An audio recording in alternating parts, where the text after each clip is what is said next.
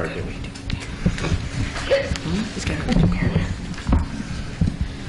Welcome to our regular meeting that was scheduled for September is now in October. I am Diane Gary, Chairperson of Finger Lakes Regional EMS Council.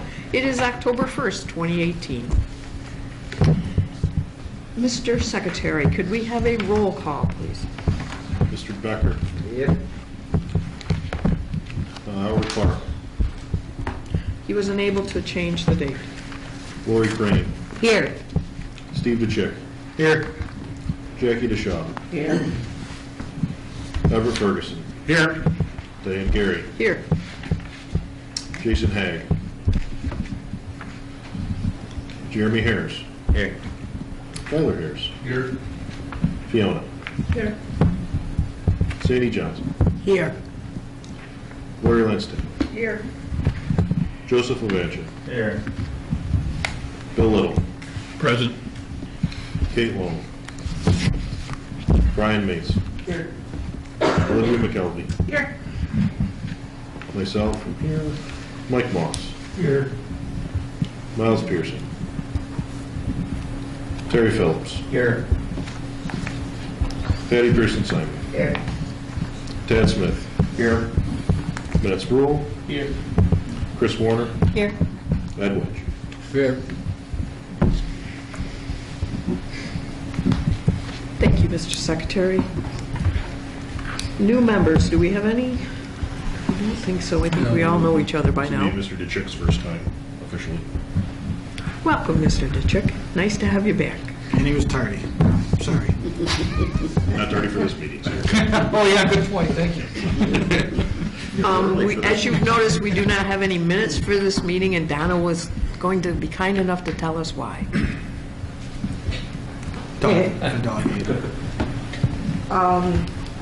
Our current transcriptionists that we have, I emailed her on Friday asking where they were so we could get them out, and she said that they had not been placed up to the website or wherever Nate places them so that she could retrieve them, and we went back and looked, and they've actually been placed there since August 27th.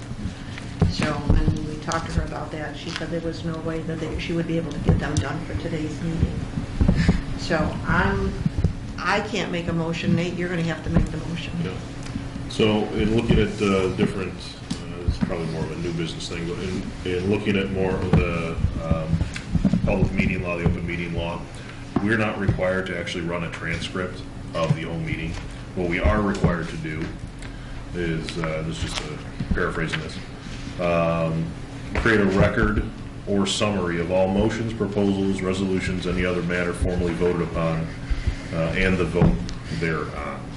So what I would motion is that we cease doing direct transcription of our meetings. We will continue to record them and post them as required. But as far as the written document, we create basically the summary of all of our motions, and we started to do that tonight to see how it would work. We have basically a sheet for every motion that occurs, and then we'll type that up afterwards as far as what actually occurred during the motions. So my motion is that we stop doing the transcriptions and we look at either hiring or doing in-house the recording of just the required summary for both REMAC and REMSCO. I need a second before we can discuss this. I'll second that motion. Tad Smith, Yates County. Thank you. Mr. Ross. The only difference in that is when you vote on a CON matter, you have to have transcription. For the vote for CON specifically? Okay. Any type of CON. Then I would amend my motion to include that for any CON vote, we transcribe the specific event of the CON vote and discussion that would commence from that. And amend my second to support that. Just a point of clarification, that means the names and the way they voted and That that means particular agenda. either the way you were doing it or you hire a court stenographer to come in here and do the meeting. They have to be stenographic minutes anytime you have a meeting where you vote on a CON action. There are online options for sending in a video and then pulling off the audio from that. Is that reasonable? No. 0606 is... Because that's what we pretty- currently use. They take our video and transcribe our video. The We don't have somebody in-house that actually does it. Yes, we do. You have a transcriptionist that does it from there. Right, well, Yes. we also looked at a service that does transcription off of. Yes, yeah. Okay. Yeah, you don't necessarily, you either have to do that or bring a steno in. Okay. Yeah. As long as it's stenographic minutes for that particular meeting, yeah, you're good. Is the company that does it now willing to do it only on a part-time? There's an individual that does it now. We also did trial an online, which cost us less per minute than having the person is doing it now do it. And they're willing to do it on a once in a while Yeah, you basis just instead upload a of... video and pay per minute for the amount of what you need transcribed. When we did it before, we did a dual run on that. It had the same amount of inaudibles on both, really. But then there's the other option of once we get those minutes back, having somebody in-house sit down and actually look at the video and know who was talking. Somebody was at the meeting that couldn't correct and fill in some of those inaudibles for the specific meetings that need a transcription done.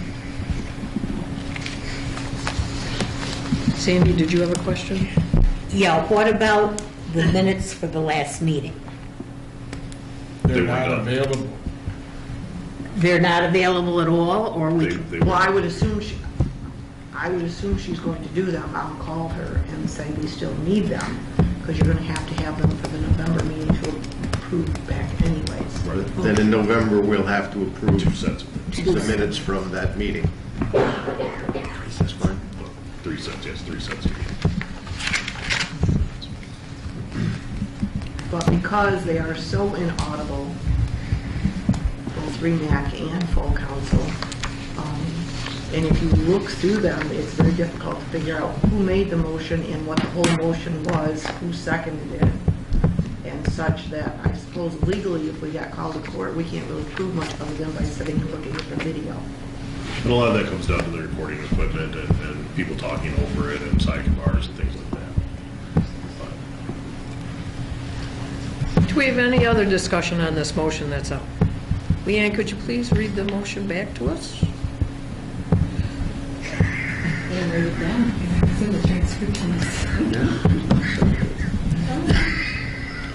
Okay. Well, Nate wants to cease the transcription of the meeting. Hire in-house for the summary of what went on in the meeting. That's all I wrote down. Can you restate the motion the best you remember it?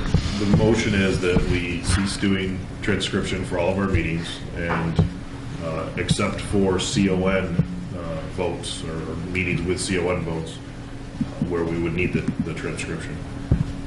We create a summary of our meetings using paper pencil to start with and then typing that up afterwards for all motions, proposals, resolutions, and any other matter formally voted upon and voted thereon.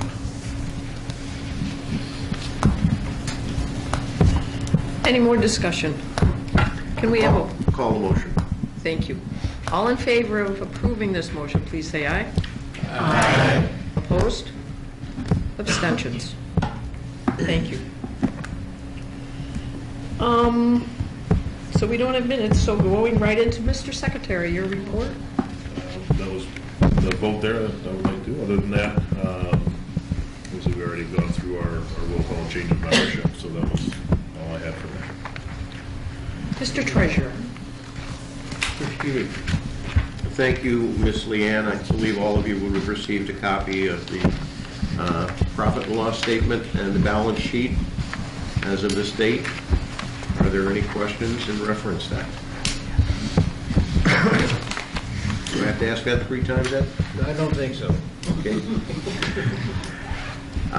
If that is the case, as my last act as treasurer, thank you. Thank you for your service as treasurer, Mr. Smith. Moving right along into training. Madam Chairman, Yes, sir. I move that we accept the treasurer's report. Do we also want to accept the secretary's report? There wasn't one. It wasn't. He just made a motion. He didn't have a report. Just saying. All in favor? Aye.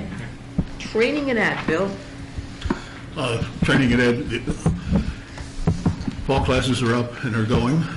The conference committee has started working for the 2019 conference. And also, we have a core class, weekend core class, the first part of November. I believe that's all that I have. Can I have a motion to accept this? I move that a motion be made to accept the training report as stated. Do we have a second? All in favor? Aye. Executive, we've been busy working on a lot of stuff. Most of it will be coming under new business, so I really don't have a report for you because we have a lot to do in new business. So moving right along to public relations. Two things. I don't know if any of you noticed or not, but there is the banner that hangs in the hallway when you come in on the EMS wing. If you would just take a look at it. It was we got it as a promotional piece to talk about education and to try to draw people into EMS. So that's there, that's new. And then the other thing that we have is we've been asked to attend again the Festival of the Nations celebration this fall. It will be on November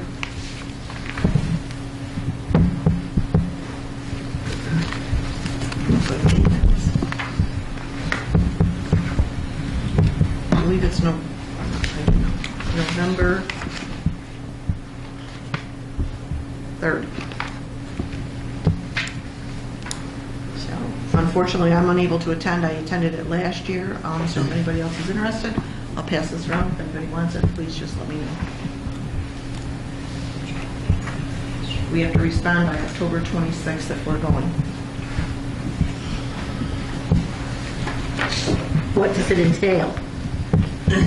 What it is it says it's a mission of the Festival of Nations to celebrate cultural diversity of Geneva. Tables, activities, performances, displays, and food should represent a culture from around the world. FLCC does have a booth there. We can marry on with them. We did last year as far as that goes. And I took EMS brochures and different things to hand out. God bless you. Thank you. So, but there are cultural performances such as music and demonstration and dance, different things like that. So, Motion to accept Donna's report for public relations. Lori Crane, Wayne County, so moved. Second. Sandy Johnson, Yates County, second. All in favor? Aye. All opposed? Moving right along to remand. We have a report from remand. Well, as most people know, Doc Davidoff is not in the state because of the change of the minutes. So, What we talked about. The 3 advisories. There are three The of 3 them. advisories that were circulated up here. Dr. Davidoff has a desire and a push for all ambulances and emergency ambulance response vehicles to be fitted with stop-and-bleed kits in the region and ultimately make that be something statewide. We chatted with some folks from Southern Tier EMS in Troy last week. They've got a similar project going on, and we're going to chat with them about some grant funding for that. But Dr. Davidoff's looking at that as something he wants to move forward with pursuing.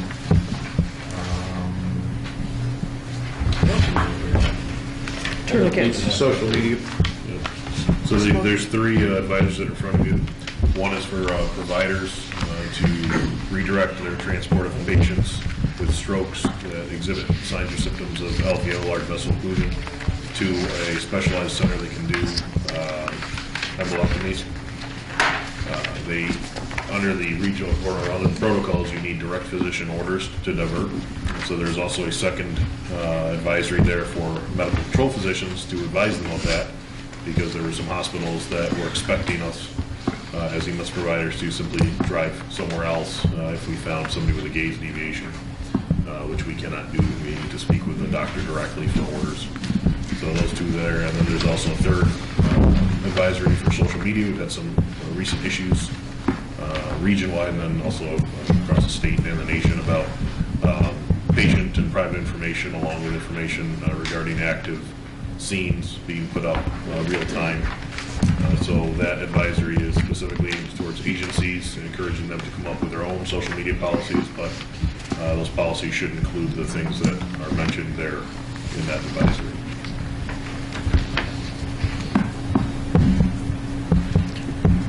Also, there was a discussion on the 4 tourniquets. Rick? Yeah, that was over stuff. We're waiting for direction from the state on whether or not that can be a mandate or not. And they're currently looking at a bunch of different parts of Party 100 at the state level, so that may get changed. Any other questions for the remake? Do you have a motion to accept their remake? Brian made a motion. Do we have a second? Tad Smith, Yates County, second. All in favor? Opposed?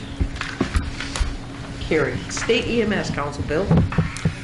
The State EMS Council meeting was last week. The report was sent out to everyone. There are also copies over there on the table.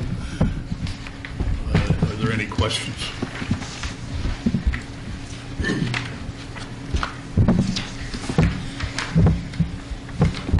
I'm sorry, I didn't see it. Second page, 4th bullet, CC bridge to paramedic. Yep. Does that mean that after each module that they take, they have to do their practical skills?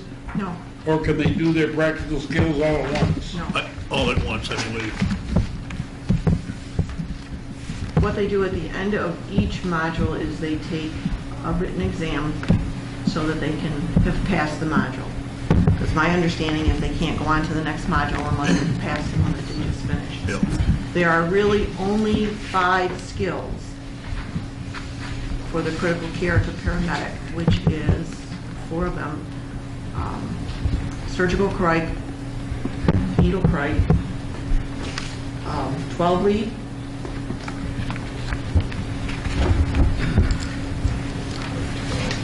And chest tube monitoring. chest tube monitoring, but there was a 5th. That might be only 4. OG placement? Yeah, OG-NG OG-NG plate. So those are really, when the student is done, they are, the purpose of this is Northwell in New York City, or Long Island, is the one that had put the online situation together. The 6 modules, there's 6 different modules, the student will do them online. There's certain criteria, they have to be a practicing critical care for a minimum of 3 years. They have to have a letter of recommendation from their medical director to be put into the program and other such things, plus a $1,500 check. That's a what? $1,500 check. Or money order, or whatever they want to pay with. So the issue is on that is then at the end of each module, they are to go to whatever paramedic sponsorship is close to them or whatever, to set for their modular exam. It has to be proctored by a paramedic instructor, is what I understood it to be. No, I know. They have to have, it's the fifth step online. It's the They have to fifth have a paramedic CIC in the room with Yes. them while they take You have to have a proctor. Basically, you get to sit there and watch somebody clicking.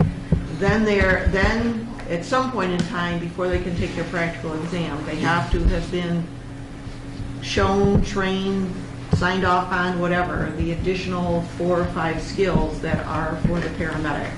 Once that's done, then they can take their practical exam, which is kind of, I think will be a little difficult for them, because not once will they have practiced the out-hospital scenario, unless you add extra time in for that. And then once they complete their practical exam, they are good to set for their paramedic exam. They said the other day that they anticipate this is going to be a 12 to 13 month program. They are supposed to start accepting applications for the first course in January. If they get enough applications, they will start it either late January or February. There's a lot of ifs to it. They have the first 3 modules done, but the last 3 are not completed yet. You're fine. What else, Bill, did I leave out on that? I sat through that, I don't know how many times. I think that's about it. The issue that comes to play with this, and again, is they said they're only going to accept, they will notify every program, every paramedic program director. How many students could you handle to put through this type of a program? So, say Finger Lakes said they could take 6. Then they will only accept the number of students that can, from the Finger Lakes area that can go here for this program. So First come, first served. well, yes, based on that, but it's based on your location. So then, that's all, and then at the end, what happens is for the proctor to set and proctor all 6 modules, and for the instructor to show them the skills they're missing, or update them, whatever, on the new skills that they have to have, there is a $200 reimbursement to the sponsor per student. And then at the end, if the student is successful, the agency can voucher the state for the $1,500 reimbursement.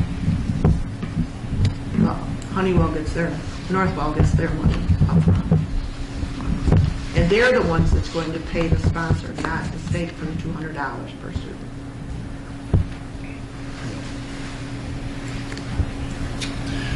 I think the only other thing, each candidate has to maintain their CC certification for the entire class plus 1 cycle afterwards. Because they're looking at it that if you did the first 3 modules and had to step out, you could, and then come back in for the next go-around and start where you left off. But in order to do that, your critical care card has to be valid. So they were urging, do not let people figure that this is going to be their recertification, because if something happened and they had to step out, their card could expire before they could get in the next module. And I don't know how that's going to work with courses only being so long. I don't know. Nothing a magic wand that all works up. I mean, the concern that was in the group, the paramedic group, was the fact that the paramedic exam, critical care students will have never had oral boards. They will have never had the new out-of-hospital scenario, and they will have had their cardiology and their trauma and stuff like that. But the problem is how do the sponsors get them ready to take that practical exam?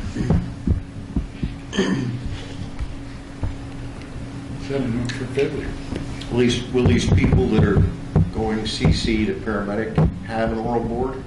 Yes. Unless the left goes on an oral board? They have 2 of them. Is there any other questions? Finance Committee, it says that we've developed recommendations for more money. See the handout? I didn't get one. I didn't make copies of it. I have a copy of it here that we can make. Are we getting more money? No. No, this was the recommendation. This was just the motion from the Finance Committee of the State Council making the recommendation to go up through the process to the governor's office that these amounts be included, or the legislature and so on. The last bullet says program agency's getting a 10% increase. Well, that's what they're asking for. Yeah, the motion is for an increase. They're not going to get it. They won't necessarily get it. That's up to negotiations and that sort of stuff.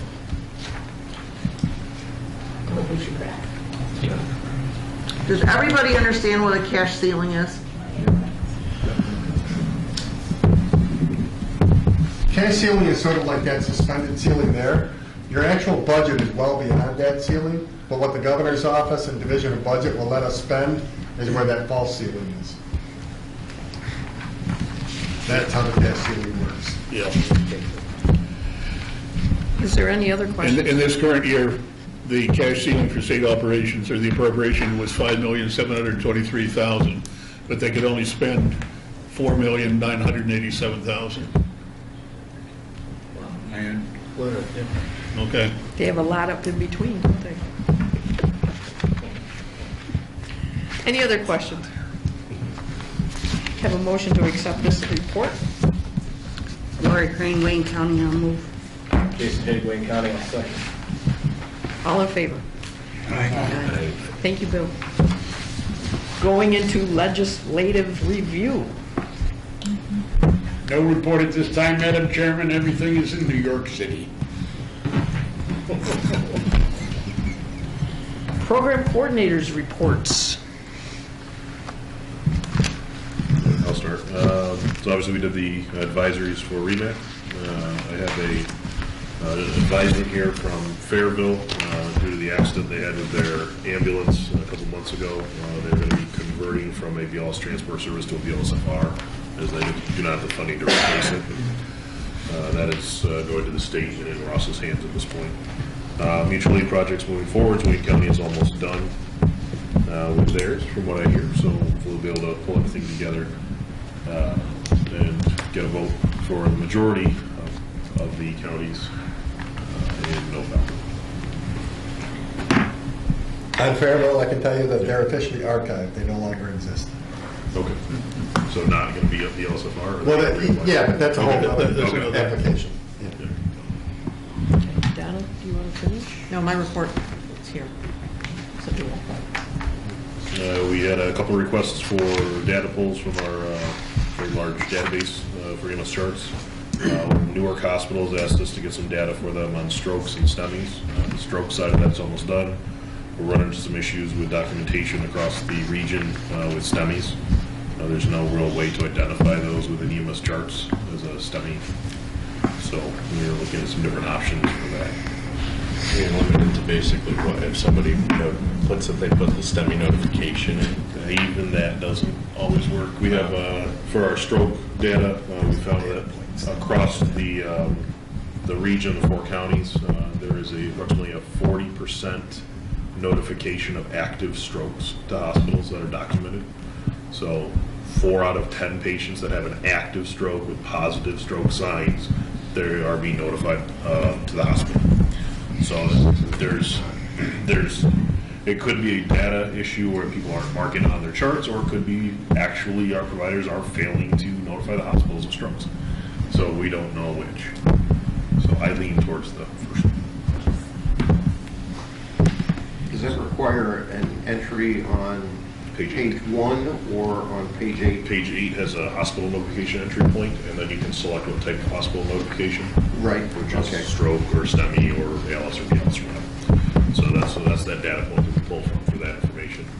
That's the data point the hospitals are pulling for. They're reporting to all the different places that they report to. There's a ton of stroke and STEMI research going on right now. And hospitals are being dinged for lots of things, including failing to get proper reports from EMS. And did you get a chance to read Donna's interim report? It was on the table. Any questions for her? If not, moving right along, do we have a motion to accept this report? Do we have a second? Senator, here's Ontario County on 7. All in favor? Aye. Thank you. FLCC report. It's all there. Jason Higg, Wayne County, make a motion that we accept the FLCC Administrator's report as submitted. Do we have a second? All in favor? Aye. And last but not least, Mr. Edge, do you have anything more you want to do? No, ma'am. Heard my dulcet little tones enough tonight. Thank you. Going into unfinished business. It's going to be a little tough because we don't have minutes. What did we? We were asked to send a letter, the chair sent a letter to Mr. Greenberg, the new director, asking him to attend this meeting. And I got a response back from Dana Jonas stating that he was going to be unable to attend because his wife is awaiting imminent delivery, and he did not want to be that far away. The baby was delivered. Cool. Well, then why is that he? He would have brought the baby too. So that was, he asked that we send him a list of our next meetings, and he will make every attempt to attend them. Mr. Ferguson, do you have anything? Yes, ma'am, I'd like to remove from the table the motion to approve the bylaw changes as circulated to you last 4 months.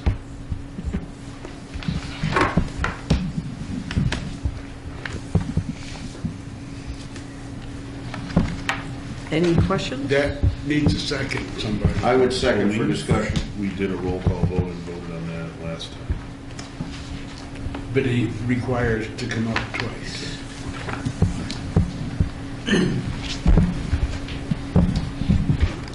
Any questions, Mr. Ferguson?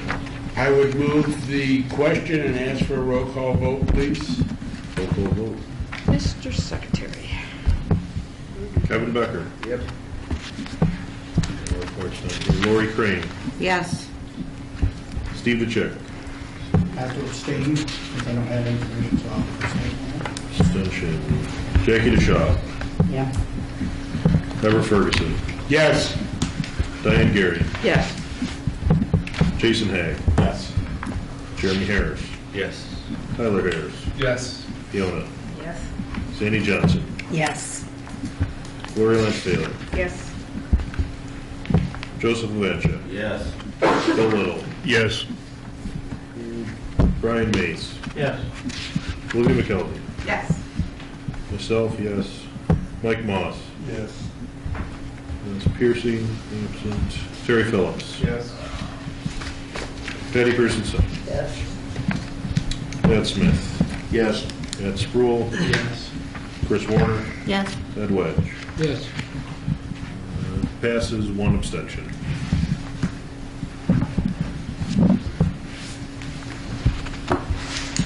So we bring it up one next time, Mr.? No, this is it? This is our second one? Second time, we're done.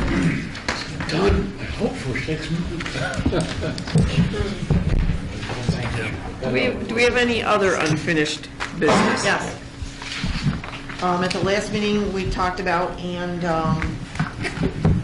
about a CON that came forward to us, about an application for transfer of operating authority and ownership from Elton Fire Department to Sodastown Ambulance Corps.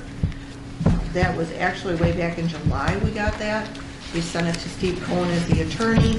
It was missing some information. They got a hold of Sodastown. The information was sent back. I contacted Mr. Cohen's office a couple of times over the last month asking for the ruling. It actually came to me last Friday when I called and said, I'm desperate, I need something. And he sent his ruling, but it was too late for the state to do their fitness and competency, which is not the state's fault, obviously. So at this point, we cannot act on it, and once we get the fitness and competency, because I did ask if we legitimately could vote on it based on the recommendation contingent upon fitness and competency approval, and the answer was no. So, with that in mind, then once we get the fitness and competency report from the state, your chairperson will have to call a special meeting to get this done. It cannot wait till November. Or your vice chair will have to call it. Somebody will hold a special meeting, and you have to vote on it. So please try to make sure that you're here for this CON vote. What's the time clock now? Where are we? It's past the time clock. We passed it? Yes. So it's very important we all show up. I mean, SOTUS knew it was not going to come up until this meeting because it wasn't ready for it. They had not got all their paperwork in and everything was not finished for July. So they knew the next meeting it would come up for was here. But again, they're every other month, so you're past your 60 days anyways. And we have to do a roll call vote, don't we?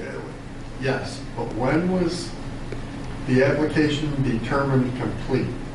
It's 60 days from that date, not from when it started, and when it was complete, which means stuff that was missing, the application wasn't complete. Correct, but that stuff was into him by middle to the end of July. But was there a determination that was made middle to end of July, or did they just find it last week?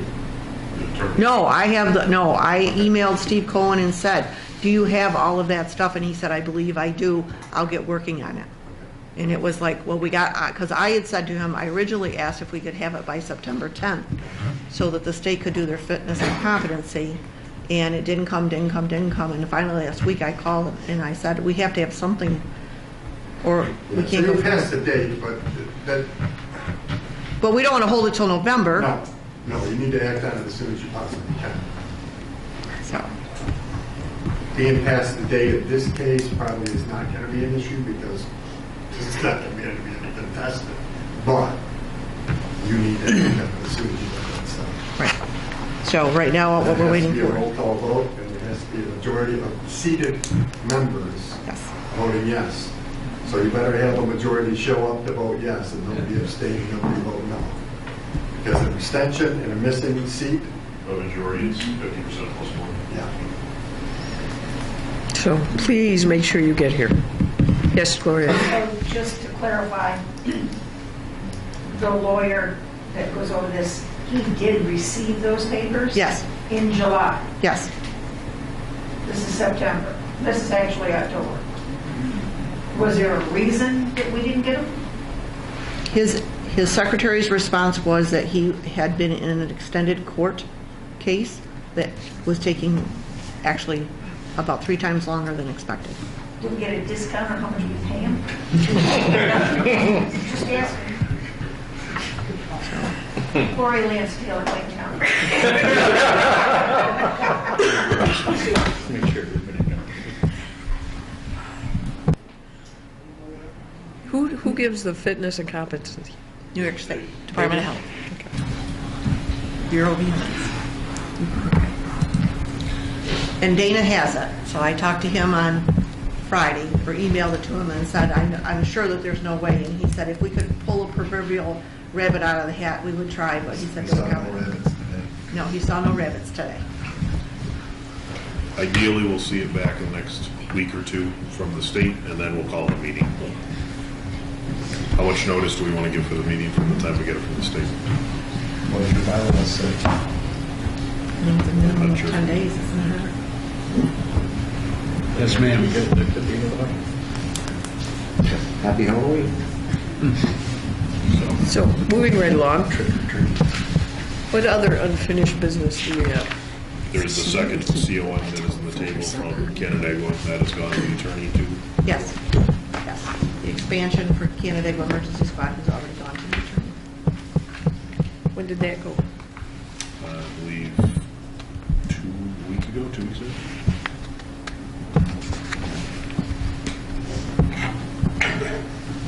Where are we on the clock on that? You do understand 7 days? I understand. Yeah, but your attorney needs to understand that you need to make a change in your procedure, because you can't keep doing this. Good point. Because somebody will challenge it and be successful. Just tell them. Anything else for unfinished business? Anything else? Moving right along into new business. A couple things that executive has been working on. We have a seconded motion for changing the program agency to a part-time position for the administrator, or the coordinator, mainly because of funding and lack of candidates.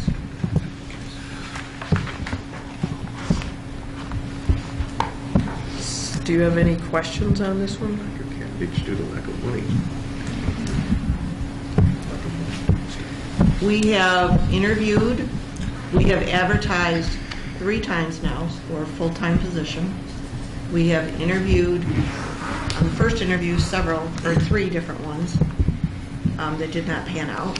We actually had, the very first one, had someone that we thought we were going to be able to offer to, and then he had to bow out of it due to a health condition. And then we re-canvassed and got no one. And then we re-canvassed again, and we made an offer, and the person came back and said that they would love to take the position, but as a practicing paramedic, seasoned paramedic, experienced paramedic, whatever you want to call them, and that at this time, and that this position offered about $10,000 less than he was making. As a practicing paramedic. That's scary. So, in the discussion with executive and that, the discussion was, do we do it as a part-time position, 3 days a week? I know it was full-time, and there are some duties in there that we felt that maybe administrative assistant or secretarial or whatever you want to call it person could pick up, that if we went part-time, maybe we could pick up another, we have enough money to do a part-time administrative assistant position to go with that. That perhaps maybe we would get somebody who would take it part-time.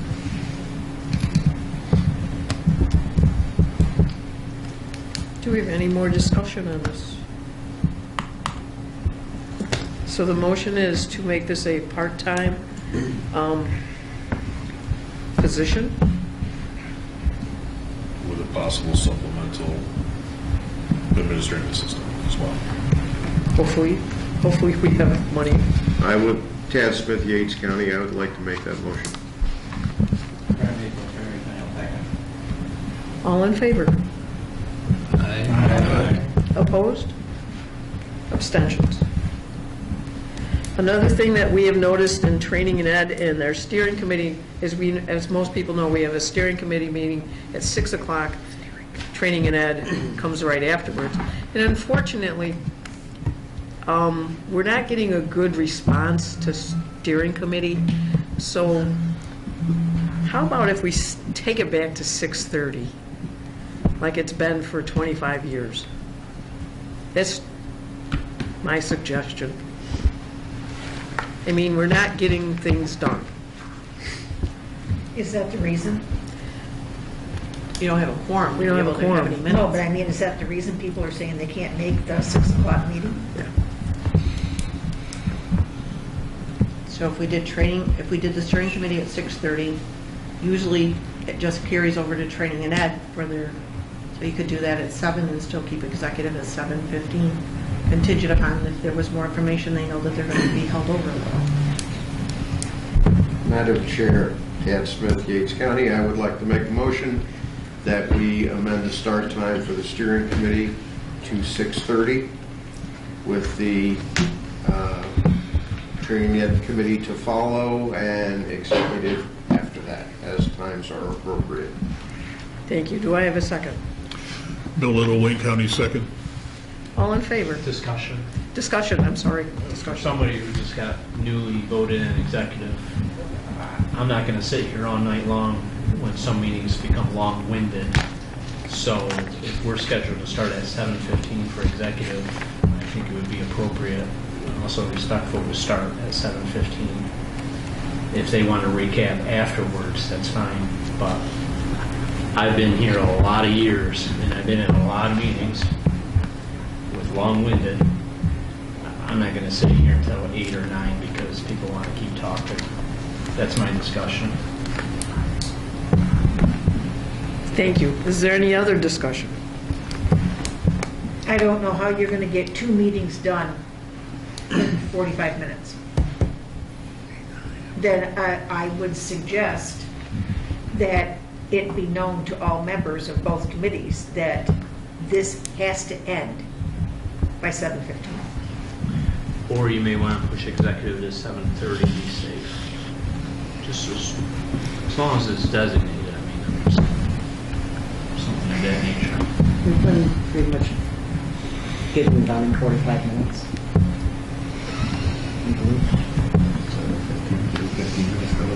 We have our moments. It's up to the chair. It's whatever, training and ed and steering. Bill, do you want to say anything? Your chair. No, if we don't have time to get business done, we'll stop at the time and continue on or postpone till the next month. Mass Pro Ontario County, caveats, some meetings sometimes go over, and a few minutes here and there is nothing.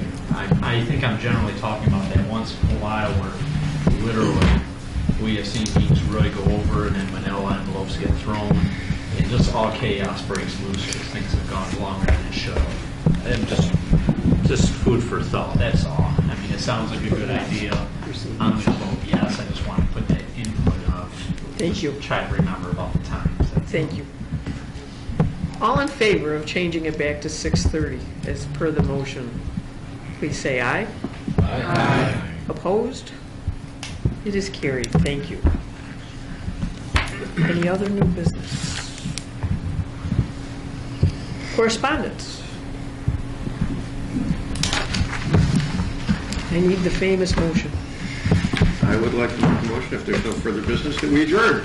You have to do your bad boys report. Oh, rats, I forgot. All right, I'll shut up. Sorry. Sorry, please be advised. Oh, yes, sir. Just to let you know, we were fortunate enough, we were able to actually hire somebody in the region who will be based out of the Buffalo office. Some of you may know the name.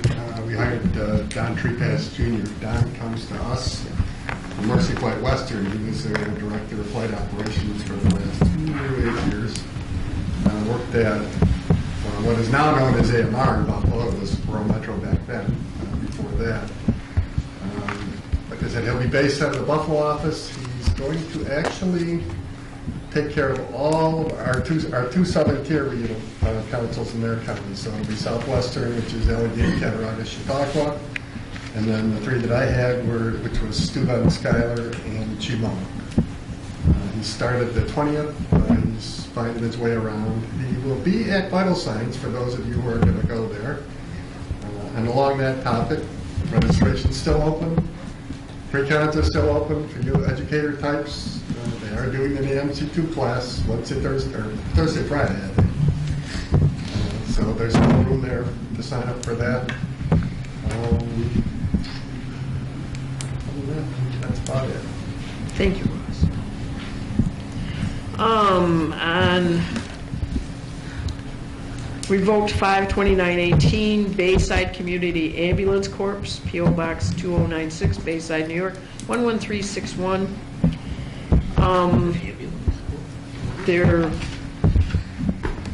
They've been revoked. Ambulance? Yes. Yes, it's an ambulance corps. They're no longer in existence. Wow. Yep. Also revoked 5/21/18, Alejandra Serrano. Can you say that? Alejandra Serrano, 1315 Crosby Ave, Bronx, New York. Her EMT number 264928 has been, their certification has been revoked. And I think there's a couple more.